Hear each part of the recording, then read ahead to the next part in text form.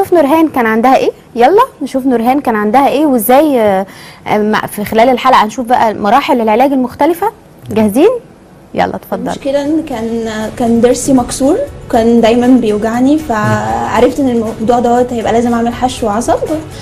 فحشو العصب انا عارفه ان هو بياخد كذا جلسه.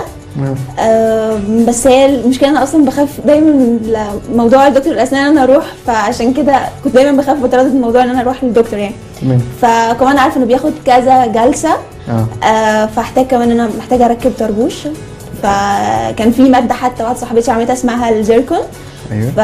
بس هي كانت عملتها ما كانش الشكل طالع كويس قوي يعني، كانت سنه شكلها مش حلو تمام. فترددت اكتر ان انا اعمل الموضوع ده، عارفه انه بياخد كذا جلسه. تمام. لا خلاص بقى بنقول لنورهان ما فيش الكلام ده، صح كده؟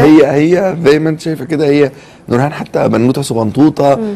كانت لسه داخله الكليه وخايفه، والموضوع بالنسبه لها لا انا هقعد اروح وهتاخر عن الجامعه بتاعتي وعندي امتحانات، طب اجل الموضوع شويه.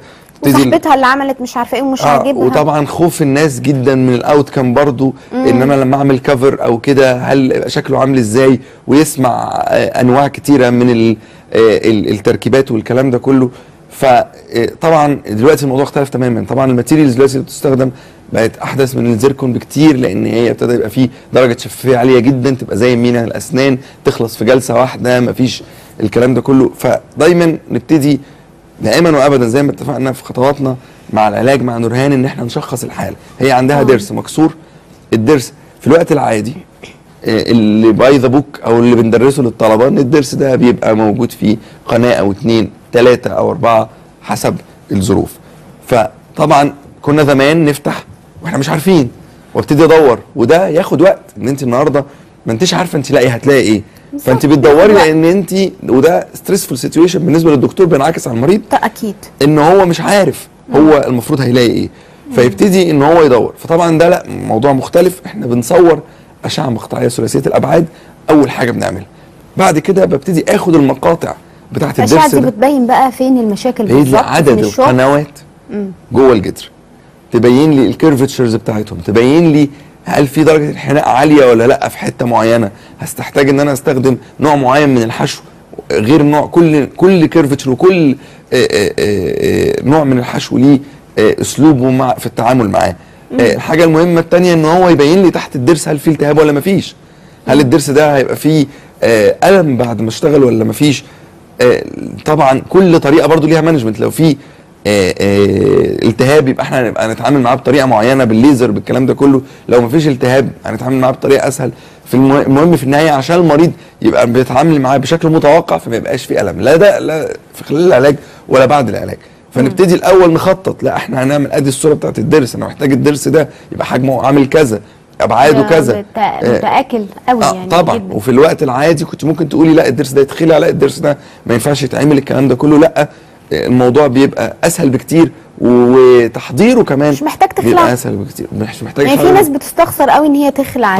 طبعا وهو مش المفروض ان انا اخلع الضرس. اذا كان الضرس ينفع ان هو يتعالج مش لازم، ومش هيبقى فيه الم ومش هيبقى فيه مشاكل. فبنبتدي ان احنا نحدد الكل يعني زي الجي بي اس كده، انت عرفتي الطريق الروت اللي انت هتمشي فيه.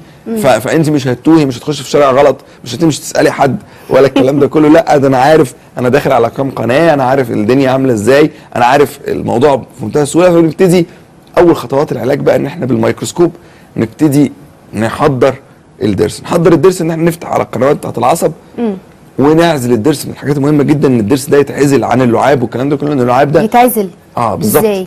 بتبقى في حاجه اسمها الرابر دام او الاول بنحضر نفتح على القنوات بتاعه العصب باستخدام الميكروسكوب، نشيل التسويس ونفتح على القنوات اللي احنا عارفينها بالكونفيجريشن اللي احنا وبعد كده نبتدي نركب حاجه تعزل السن عن اللعاب وعن السنان اللي جنبيه، بحيث ان الضرس ده ما يخشش فيه اي بكتيريا في الشغل. تمام. بعد كده بنبتدي ننظف بالابر النيكل تيتانيوم والكلام ده كله. دي ابر بتبقى تستخدم مره واحده وبتاخد شكل الجدر واحنا بننظف، ونبتدي ان احنا ننظف كل القنوات بشكل نهائي في نو تايم، بحيث ان ما يبقاش في ازاله جزئيه للعصب، لا ده ازاله كامله للعصب، بحيث ان ما يبقاش في الم بعد كده يبقى في جزء من العصب فاضل يعمل الم.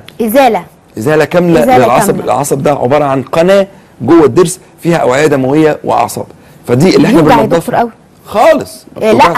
هو العصب ده اللي بقى فيه مشكله بيألم ممكن. جدا جدا. انما ولما بيتساب منه جزء بيألم جدا. فظيع. فطبعا انا هسيب منه جزء ازاي؟ لان انا مش شايف، لان انا ما بستخدمش الميكروسكوب. فطبعا لا، الموضوع مختلف تماما. انت بتشيلي كل الاجزاء اللي ملتهبه والاجزاء اللي فيها بكتيريا والكلام ده كله، ونبتدي نملى القنوات دي بحشو عصب من نوع معين سائل يملى القنوات بشكل ثلاثي الابعاد. غير برضه زمان كان التكنيكس اللي قبل كده بتاعت حشو العصب كانت بتاخد مور تايم، كانت بتبتدي تاخد اوقات كتيره جدا، فتبتدي وبعد كده نبتدي نحضر الضرس، نبتدي نملى الضرس ده بقى بدعامه او نحضر الضرس. طبعا كميه التحضير بتبقى قليله جدا لان احنا بنعوض الجزء الناقص من الضرس. المره دي احنا بنشتغل بالكمبيوتر. ايوه. فنبتدي بقى نصور الضرس المرحله الجايه بقى بعد ما حضرنا وعملنا حشو العصب وبتاع عشان نجهزه ان هو يستقبل طربوش. نبتدي بقى ان هو او الغطاء التجميلي يبتدي ان هو بعد كده بقى يصور الضرس باستخدام الكمبيوتر ويبتدي يعمل ديزايننج للجزء اللي ناقص من الضرس. ما عادش بقى في حالات حشو العصب كل ده شغل كمبيوتر بالظبط. مش كل مره بنحتاج بقى ان احنا نحضر الضرس نصغره، لا انا ممكن اصور الضرس واكمل الجزء الناقص بس.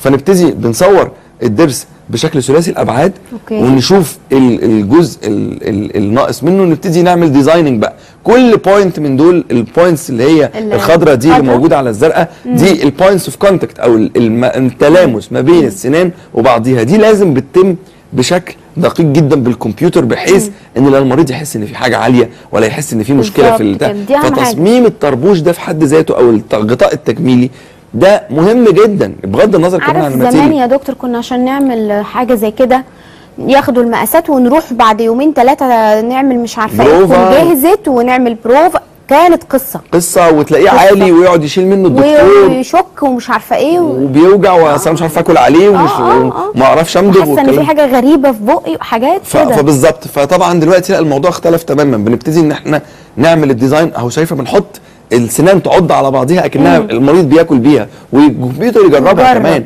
اكن ان احنا عملناه. بعد ما عملنا الديزاين ده نبتدي ان احنا نعمل بقى التشكيل. الشغل ده كله والمريض قاعد طبعا وهو قاعد جنبه وهو قاعد ما بيروحش ويجي. ما بيروحش ويجي، هو في نفس الجلسه بعد ما اتعمل الحشو العصب والتحضير وبتاع نبتدي ان احنا نحضر الضرس ونعمل له الكفر بتاعه ويبتدي يبقى جاهز ان نو تايم بعد ما بتاع بشكل طبيعي جدا، يبقى مش عالي مش واطي، بيعض بشكل مظبوط، يمضغ عليه ما يبقاش فيه وجع، مرتاح بكل المقاييس. سنه طبيعيه، سنه طبيعيه تماما بقى. السنه الطبيعيه دي مش ماتيريال بس، هي ماده وتلاقي مع الدروس وعلاقات وشكل والجروفز دي. انت عارفه سبحان الله حتى الجروفز اللي موجوده في السنان دي ربنا عاملها بطريقه معينه بحيث تطحن الاكل بطريقه معينه بحيث ان انت لما تلاقي الضرس بتعمل في المعمل تلاقيه فلات، فتلاقي المريض يجي يقول لك اصل انا مش عارفه امضغ على الضرس يا دكتور، اصل انا الضرس موجود شكله كويس وكل حاجه، ساعات بقى شكله كويس ولا يقول لك مش عارف امضغ عليه يا عم، كل ما تحس انه ما بيطحنش الاكل. ليه؟ لان الحاجات دي مش معموله بعلاقات مظبوطه بالكمبيوتر بحيث انها تظبط. ما فيش ايد بشريه تعرف تظبط الكلام ده. حتى الكمبيوتر بيعمل الجروفز دي بيظبطها خالص طبقا للسنان اللي جنبيها واللي قدامها، زي يمامك او يحاكي السنان الطبيعيه في العلاقات كمان وفي الوظيفه مش في الشكل بس. فهي الموضوع مش شكل بس، لا ده وظيفه وعلاقات وتلاقي وعضه وعلاقه مع اللثه وتقفيل وعشان تمنع الالتهاب. يعني فيها فاريبلز كتيره جدا جدا جدا عشان نقدر نحصل على شكل لطيف للسنان ووظيفه، وده مهم جدا يعني شكل ووظيفه ومفيش الم وتستمر معانا لبقيه العمر. خاصه الدروس لانه استخدامها بيبقى كتير في الأكل.